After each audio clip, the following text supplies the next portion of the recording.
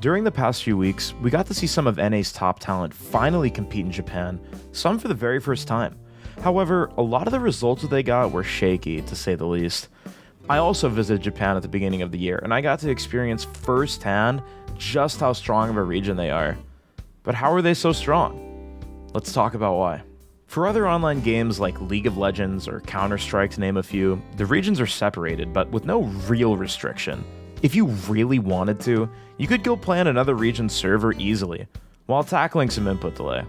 With Smash Ultimate, it's not the same at all.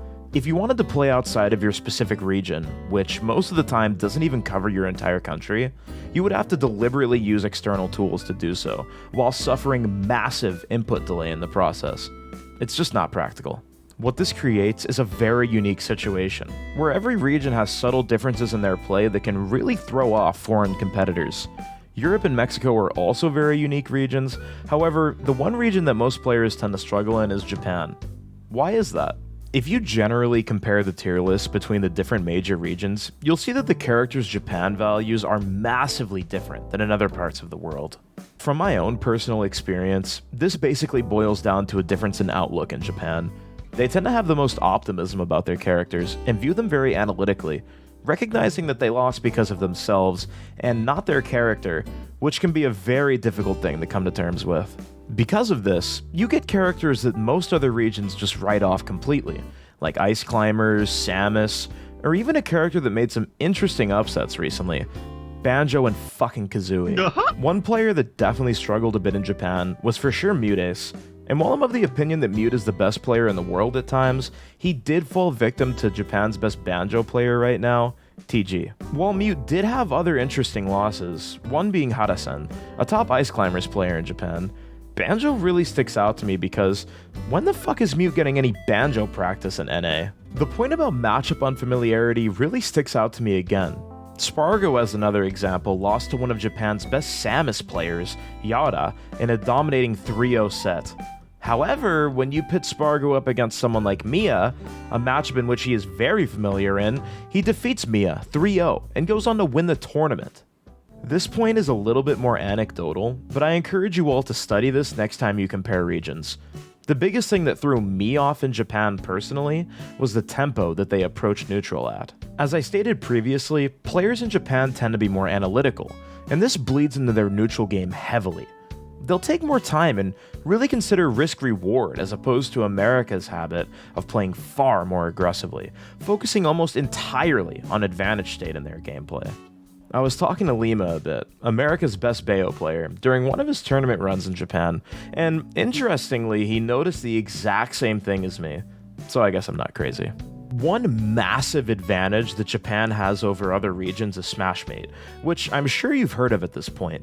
If you haven't, it's basically an online ladder where the top players in Japan compete in competitive best-of-3 sets, gaining or losing elo, similar to chess, depending on the outcome. Japan is a very small country when compared to America.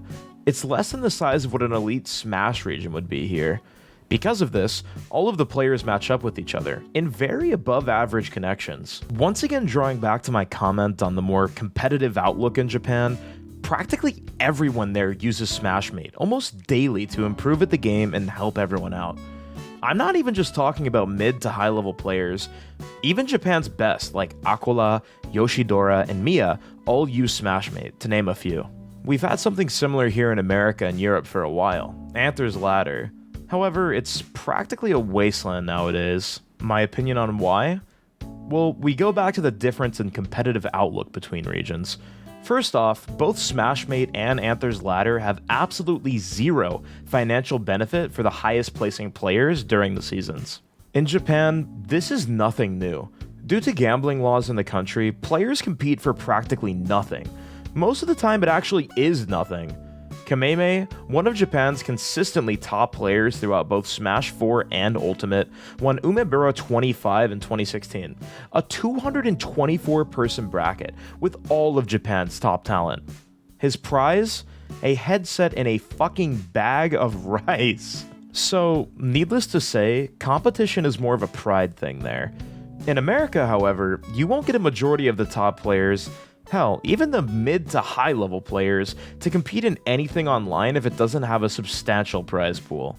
It's a complete difference in attitude and frankly laziness on the part of the top players in America, myself included. There are examples of great work ethic in America between the top players. Tweak is someone who comes to mind, Sonics is another, but for the most part, you can't even compare it honestly.